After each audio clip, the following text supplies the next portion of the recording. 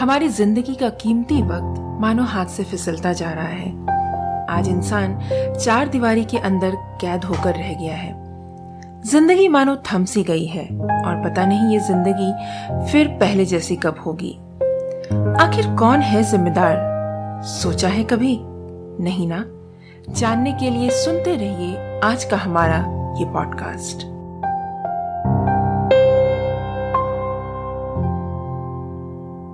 The taste of India podcast, जिसका सार विभिन्नता में एकता है, जहां भारत की सांस्कृतिक विभिन्नता को हम स्वादिष्ट व्यंजनों के माध्यम से एक सूत्र में बांधेंगे। इस कुकरी शो से अब आप बिना कंप्यूटर या बिना किताब छुए फोन के माध्यम से अपने ही किचन में इन स्वादिष्ट रेसिपीज को सुनते हुए बना सकते हैं। इन रेसिपीज को आप हमारे वेबसाइट thetasteofindia.com पर भी पढ़ सकते हैं। नमस्कार, the taste of India podcast के इस नए एपिसोड में मैं पूजा और मैं दिलीप आप सबका हार्दिक स्वागत करते हैं। तो दिलीप, क्या आप बताना चाहोगे कि कौन है जिम्मेदार? जरूर पूजा, मगर मैं ऐसे नहीं बताऊंगा। मैं एक कविता द्वारा बताऊंगा, और ये कविता मैंने लॉकडाउन के दौरान लिखी थी। इसमें काफी कुछ वो है जो मैंने उस दौरान बाहर देखा। तो मुझे उम्मीद है कि हमारे श्रोता भी वो सारे फीलिंग्स जो मैंने इस कविता में डाले हैं वो फील कर पाएंगे। तो सुनाऊं मैं कविता? बिल्कुल।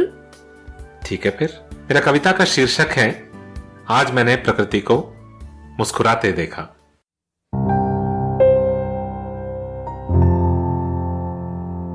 आज मैंने प्रकृति को मुस्कुराते देखा। आज मैंने प्रकृति को मुस्कुराते देखा। कालिख पुते हुए आसमां जो मेरे तुम्हारे करतूतों से, उस आसमां को आज मैंने श्वेत और नीले रंग में देखा। आज मैंने प्रकृति को मुस्कुराते देखा। सदियों से जो धोए थे पाप हम कृतज्ञ पापियों के, उन पापों के स्याह से रंगी गंगा को आज मैंने शांत, शुभ्र और निर्मल बहते देखा। आज मैंने प्रकृति को मुस्कुराते देखा। मेरे नगरों के बढ़ते पंजों में सांसों के लिए तरसती कानन को आज मैंने स्वतंत्रता से श्वसन करते देखा। आज मैंने प्रकृति को मुस्कुराते देखा। मेरे महत्वाकांक्षा के पैरों तले कुचले थे जो वन और प्राणी जात, आज मैंने उन्हें भयहीन पनपते और विचरते देखा। आज मैंने प्रकृति को मुस्कुराते देखा। मेरे आडंबर के लिए मल थूकते कारखानों से प्रदूषित कर डाला था जिस पवन को मैंने, आज उस पवन को महक फैलाते देखा। आज मैंने प्रकृति को मुस्कुराते देखा। कल कारखानों और शिष्टता भूल शोर मचाते इंसान के आवाज तले दबी धरती के बांस के उस कानन को आज मैंने अपनी वेणु के मधुर गीत गाते देखा। आज मैंने प्रकृति को मुस्कुराते देखा। विज्ञान और प्रौद्योगिकी के बल पर मध इंसान को आज असहाय हो कमरों में बंद होते देखा, और उसकी असहायता पर खिलखिलाती धरा को देखा। आज मैंने प्रकृति को मुस्कुराते देखा। आज मैंने प्रकृति को मुस्कुराते देखा।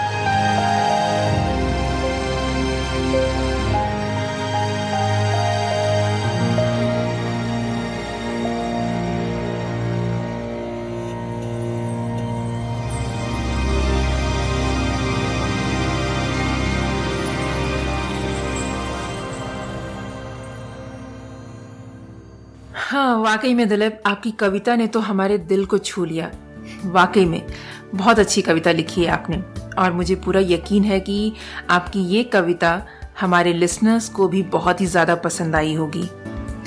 पता है दिलीप, ऐसे सिचुएशन में ना मुझे बच्चों और बुजुर्गों के लिए ना बहुत ही बुरा लग रहा है। ऐसा क्यों? क्योंकि देखो ना, बच्चे जो स्कूल जाया करते थे बेफिक्र होकर बाहर खेलने निकल जाया करते थे। उनका बचपना, उनकी बचकानी हरकतें तो ऐसा लग रहा है जैसे गुमसी होती जा रही है। Online classes, online music, online dance, online exercise, यहाँ तक कि बच्चे ऑनलाइन ही खेल भी रहे हैं आपस में। आपको लगता नहीं ये सब देखकर कि बच्चे बहुत बड़े हो गए हैं, टेक्नोलॉजी समझने लगे हैं? बात तो सही है। अब इस उम्र में हम जब भगदड़ मचाया करते थे, उस उम्र में आजकल के बच्चे कोडिंग सीख रहे हैं। हालांकि देखा जाए तो जरूरी भी है ये सब, क्योंकि अब इन बच्चों का भविष्य तो यही सब है। हाँ वो तो है, पर फिर भी बुरा लगता है उनको देखकर। वैसे पूजा, आप बुजुर्गों के लिए क्या कह रहे थे? बुजुर्गों के लिए एक्चुअली बुजुर्गों की हालत भी ना देखी जाए तो थोड़ी बहुत बच्चों जैसी ही हो गई है दिलीप। इस उम्र में जब उनको बाहर खुली हवा में सांस लेना चाहिए था, टहलना चाहिए था, अपने हमउम्र साथियों के साथ बैठकर ठिठोलियां करना चाहिए था, आज वो भी कैद है। उनको देखकर ऐसा लगता है जैसे मानो वो अंदर ही अंदर घुट रहे हो।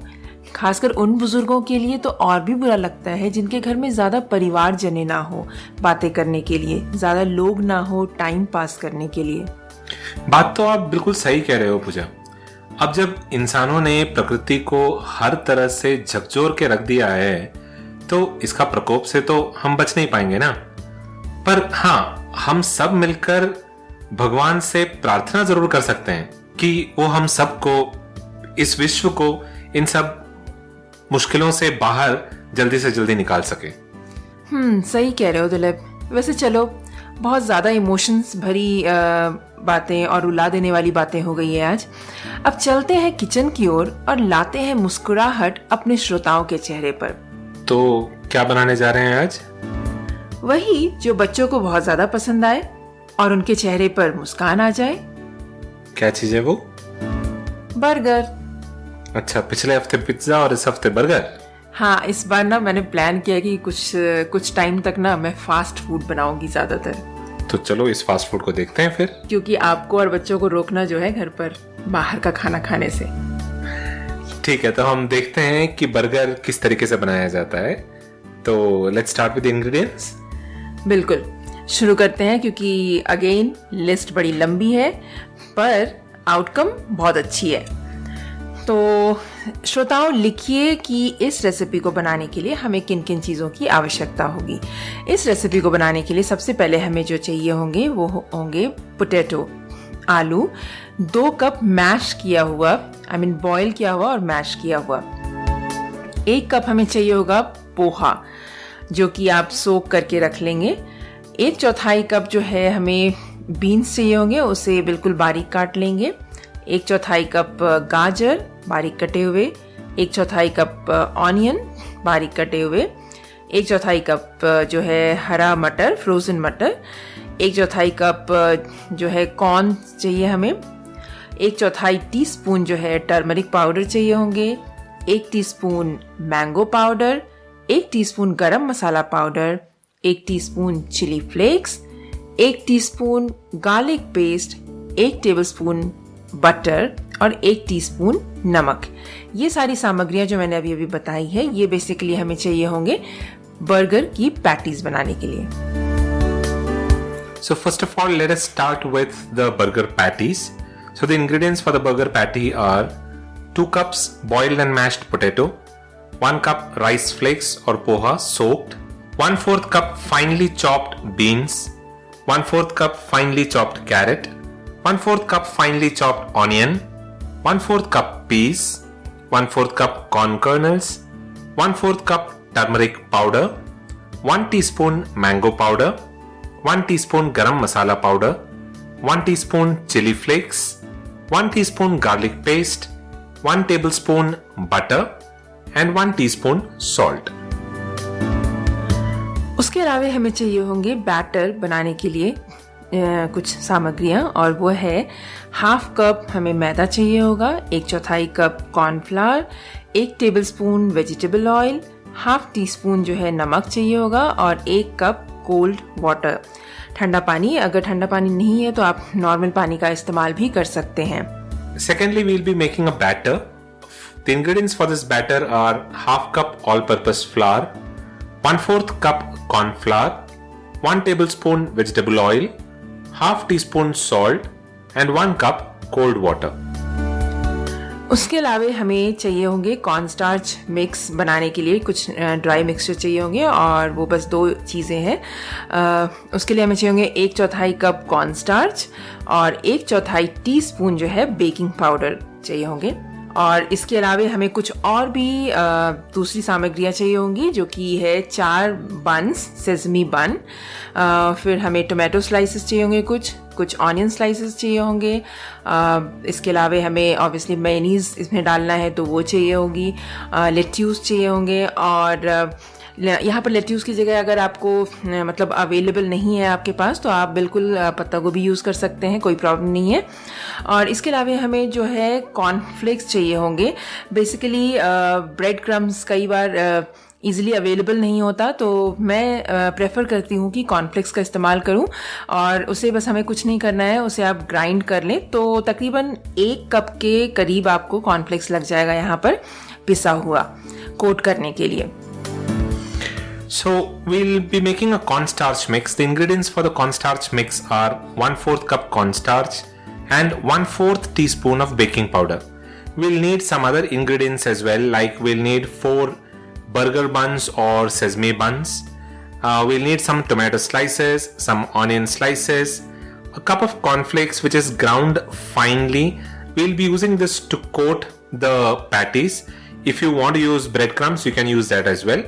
But we've preferred to use cornflakes grounded. And you will also need mayonnaise and some lettuce. तो फिर आइए देखते हैं कि इस रेसिपी को बनाते कैसे हैं। तो सबसे पहले हम एक काम करेंगे कि एक पैन लेंगे जिसमें कि हम बटर गरम कर लेंगे, और बटर को हमें ज़्यादा नहीं गरम करना है, जलने नहीं देना है। और उसके बाद हम उसमें डालेंगे गार्लिक पेस्ट और हम कुछ सेकंड्स के लिए उसे सॉटे करेंगे। उसके बाद जो है हम एक एक करके जितनी भी कटी हुई सब्जियां हैं वो डालेंगे एक एक करके, और इसे हम तकरीबन 5 मिनट तक सॉटे करेंगे। और बस सॉटे करने के बाद इसमें हम डालेंगे बॉइल्ड एंड मैश्ड पोटैटोज़, और उसके ऊपर हम डालेंगे टर्मरिक पाउडर, मैंगो पाउडर, गरम मसाला पाउडर, चिली फ्लेक्स, और इन सारी चीज़ों को डालकर हम बड़े अच्छे से इसे मिक्स कर लेंगे। और उसके बाद हम गैस बंद कर लेंगे। अब हमने जो पोहा यानी कि जिसे चूड़ा भी कहते हैं, उस जो हमने धोकर रखा हुआ है, उसे हम धोकर सोख करके रखा है, उसे हम इस मिक्सचर में डालेंगे और हम बिल्कुल अच्छे से मिक्स करेंगे मैशर की सहायता से, और इसे हम थोड़ा ठंडा होने देंगे। उसके बाद गैस यहाँ पर आप बंद कर सकते हैं उसे डालने के बाद। और जब ठंडा हो जाए तो इस मिक्सचर को जो है आप फ्रीज़र में डाल दें तकरीबन 15 से 35 मिनट तक। और मैं यहाँ पर एक चीज़ ऐड करना चाहूँगी कि अगर तो आपके पास वक्त की कमी है, आप ज़्यादा टाइम नहीं दे सकते, तो कोई बात नहीं, आप इंस्टेंटली इसे बना सकते हैं। तो ये थोड़ा और उसे अच्छा बनाने के लिए, और अगर आपके पास टाइम है ज़्यादा तो फिर आप इस स्टेप को फॉलो कर सकते हैं। तो फिर बेसिकली क्या होता है कि जब आप फ्रीज़र में इसे डालते हैं इस मिक्सचर को, तो इसका जो जब पैटीज़ बनकर तैयार हो जाता है तो इसमें क्रिस्पीनेस ज़्यादा आ जाता है। बस यही एक रीज़न है जिसकी वजह से हम इसे फ्रीज़र में ठंडा होने के लिए डालते हैं। Okay, so let's first start with making the patty. So first of all, heat butter in a pan and add garlic paste to it and saute for a few seconds. Then add all the veggies one by one and saute for about 5 minutes. Once you've sauteed it, add mashed potatoes, turmeric powder, mango powder, garam masala powder, chili flakes, and mix everything really well and switch off the flame. Then add the washed rice flakes and give it a nice mix, and with the help of a masher, mash it and let it cool down a bit. Once it is cooled down, keep it in a freezer for about 15 to 35 minutes. Now this process of keeping it in the freezer is an optional step. If you have time, do it, because the idea behind keeping the mixture in the freezer is to bring more crispiness in the patties. So, but if you are short of time, then you can use the mixture as such as well. तो फिर अब उसके बाद हमें क्या करना है, जब तक कि आपने फ्रीज़र में इसे रखा हुआ है तब तक हम एक काम करेंगे कि हम इसका बैटर तैयार कर लेंगे। और बैटर तैयार करने के लिए हमें एक बोल लेना है जिसमें कि हम डालेंगे मैदा, कॉर्नफ्लावर, वेजिटेबल ऑयल और नमक। इन सारी चीज़ों को डालकर हम इसमें ठंडा पानी अगर है आपके पास तो ठंडा पानी डालें प्रेफरेबली, और नहीं है तो कोई बात नहीं, आप नॉर्मल पानी डालकर एक सेमी थिक बैटर तैयार कर लेंगे। और उसके अलावा हमें एक और चीज़ तैयार करना है, वो है ड्राई कोटिंग। और ड्राई कोटिंग तैयार करने के लिए हम एक दूसरा बोल या प्लेट ले लेंगे जिसमें कि हम कॉर्नफ्लावर और बेकिंग पाउडर डालेंगे और इस दोनों का एक मिक्सचर तैयार कर लेंगे। Okay, now we'll make the batter. In a bowl, add the all-purpose flour, corn flour, vegetable oil and the salt and mix everything well. Then add cold water to make a semi-thick batter. Then we'll make a dry coating. For that, in another bowl, add corn flour and baking powder and mix it well and set it aside. तो फिर आइए अब बारी है patties को fry करने के लिए। आलू का जो मिक्सचर तैयार किया है उसकी पैटीज बनाने की। उसके लिए हम सबसे पहले एक काम करेंगे कि फ्रीजर से में जो हमने मिक्सचर रखा हुआ है उसे निकालेंगे और उसे अच्छी तरीके से एक बार फिर से हाथों से मिक्स कर लेंगे ताकि वो अच्छे से मिक्स हो जाए बेसिकली। और उसके बाद इस मिक्सचर को हम 4 इक्वल साइज में डिवाइड कर लेंगे। और डिवाइड करने के बाद जो है हम उसे गोल आकार में, मतलब जैसे टिक्की बनाते हैं आप, टिक्की जैसा बना लें। और उसके बाद उसे साइड रखें कोटिंग करने के लिए। और सबसे पहले हम एक काम करेंगे उसके बाद कि कोट करने के लिए जो है हम आलू टिक्की, सबसे पहला एक आलू टिक्की उठाएंगे और उसे हम ड्राई मिक्सचर में पहले कोट करेंगे अच्छे से। और उसके बाद जो है हाथों से थोड़ा शेक करेंगे ताकि जो एक्स्ट्रा कोटिंग चढ़ी हुई है, वो एक्सेस फ्लावर बेसिकली कह लें आप, वो निकल जाए। और उसके बाद इस टिक्की को हम डालेंगे हमारे वेट बैटर में और उसमें डालकर उसकी कोटिंग अच्छे से कर लेंगे। उसके बाद हम उसको निकालेंगे स्पून की सहायता से, फोर्क की सहायता से निकालें या फिर हाथ से निकाल सकते हैं। और उसके बाद हम इसे कॉर्नफ्लावर का जो हमने मिक्सचर तैयार किया है उसकी कोटिंग करेंगे। और कोट करने के बाद जो हम इस टिक्की को प्लेट पे रख देंगे। इसी तरीके से आप बिल्कुल फॉलो करें बाकी के 3 टिक्कियों के साथ। सेम चीज़ आपको फॉलो करना है कि पहले आपको ड्राई कोटिंग करनी है, फिर वेट कोटिंग करनी है और उसके बाद कॉर्नफ्लावर के मिक्सचर से कोटिंग करनी है इसकी। और उसके बाद हम क्या करेंगे, जब हमारी चारों टिक्कियाँ तैयार हो गई है तब हम एक पैन लेंगे जिसमें कि हम ऑयल डालेंगे और उसे मीडियम हाई हीट पर गरम करेंगे। गरम जब हो जाए तब हम इन टिक्कियों को एक एक करके फ्राई कर लेंगे क्रिस्पी गोल्डन ब्राउन होने तक। Now on to frying the patties. First of all, take out the mixture from the freezer and give this mixture a nice mix and then divide the mixture into 4 balls. Then keep each of these aside for coating. Now make a tikki out of each of these balls. Take the first tikki and to coat it, firstly coat it with the dry mixture, the dry coating mixture that we just prepared in the previous step. Just coat it with that dry mixture and then pat and shake it to remove any excess flour. Then dip it into the batter and coat it well. Further, coat it with the ground corn flour or the breadcrumbs that we spoke about, any which of these that you're planning to use.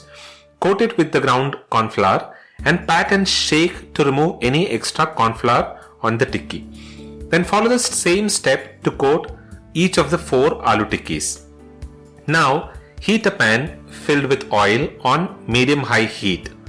Once the oil is hot, fry each of these tikkis until they are crisp and golden brown on both the sides. तो फिर हमारी patties तो बनकर तैयार है। तो अब बारी है इसे असेंबल करने की। असेंबल करने के लिए जो है हम बन को 2 हिस्सों में काटेंगे जिसमें कि सबसे ऊपरी हिस्से में हम डालेंगे मेयोनीज डाल के उसे हम एक साइड में रख देंगे। और निचले सतह पर जो है, निचले भाग में हम सबसे पहले आलू टिक्की डालेंगे। उसके बाद मैंने जो आपको बताई है सामग्रियाँ, जैसे कि प्याज, टमाटर, चीज स्लाइस और लेट्यूस, ये सारी चीज़ें हैं आपको उसमें डालने के लिए। तो जैसे भी मर्जी आप इसमें डाल सकते हैं एक के ऊपर एक। और बस ऊपर का जो हिस्सा जिसमें कि हमने मेयोनीज डालकर रखा है उससे हम इसे बंद कर देंगे। थोड़ा सा प्रेस करेंगे तो बिल्कुल बाहर निकलता हुआ मेयोनीज आपको दिखाई देगा, जो कि बहुत ही टेम्पटिंग लगता है। तो फिर बस हो गया आपका burger ready to be served. खिलाइए अपने बच्चों को, परिवारजनों को, एंड आई एम श्योर कि उनको ये बर्गर बहुत ही ज़्यादा पसंद आएगा। So on to the final step of assembling the burger.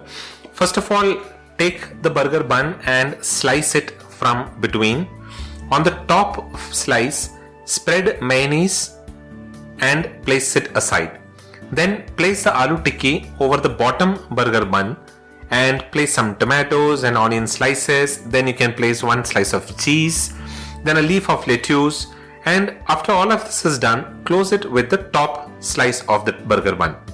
Once you closed it, your vegetable burger is ready to be served. तो फिर है ना मजेदार सी रेसिपी आपके बच्चों के लिए. सुनकर ही बड़ा मजेदार सा लग रहा है और टेस्ट भी मजेदार ही है. एग्जैक्टली. और बच्चे ही क्यों, हमें जब इतना टेम्पटेशन हो रहा है तो फिर ऑब्वियसली बच्चों को तो पसंद आएगा ही, आई एम श्योर. तो श्रोताओं, भूलिएगा नहीं हमें बताना कि ये रेसिपी कैसा बना आपके लिए. बट हाँ, जाने से पहले एक टिप देना चाहूँगी, और वो ये टिप है कि मुझे क्योंकि ना टिक्की बहुत थोड़ा थिक टिक्की पसंद है, तो इसलिए मैंने आलू जो है ज़्यादा लिया है. पर अगर आपको ज़्यादा मोटा टिक्की नहीं चाहिए तो आप आलू की मात्रा को कम कर सकते हैं, थोड़ी पतली टिक्की बना सकते हैं. That's right. So if you prefer a thinner patty, all that you need to do is just reduce the quantity of potato and you should be able to make a thinner patty. और दूसरी एक और बात मैं बताना चाहूँगी कि resting time जिन जिन चीज़ों में यहाँ पर लगी है उसकी बहुत ज़्यादा आवश्यकता नहीं है. वो बस जैसा कि मैंने पहले कहा कि आपके टिक्की जो है वो क्रिस्पी ज़्यादा हो, क्रंची हो, इसके लिए हम इसे फ्रीज़र में रखते हैं. बट आजकल के दौर में क्योंकि टाइम की बहुत कमी होती है तो कोई प्रॉब्लम नहीं है. आपको रेस्टिंग करने इसको रेस्टिंग करवाने की, आप फटाफट इसे बना सकते हैं सिंपल तरीके से, और आपके बच्चों को बहुत ही पसंद आएगा. That is right. So I think that is it for today's recipe. That's it for today, Dilip. So that's it for this week's episode. Do visit thetasteofindia.com for a printable recipe card, and you will also be able to see some step-by-step photographs there. So if you have any confusions or doubts, those photographs should clarify them. And we are available on pretty much all podcasting platforms, including Audio Boom, Hubhopper, Apple Podcasts, Google Podcasts, and Stitcher Radio. We are now available on Savan, Ghana, and Karma as well. So do tune into the Taste of India podcast on these channels as well. Don't forget to rate this podcast on iTunes or Apple Podcasts, because that helps in the overall ranking of this show in there. We'll be back again the next week with another tasty recipe. But before we leave, don't forget to visit thetasteofindia.com and give us a comment on what your thought about the podcast and this recipe is. So we'll be back again the next week with another tasty recipe. Until then, keep listening to the Taste of India podcast. This is goodbye from Dilip. And goodbye from Pooja. You all have a wonderful rest of the week.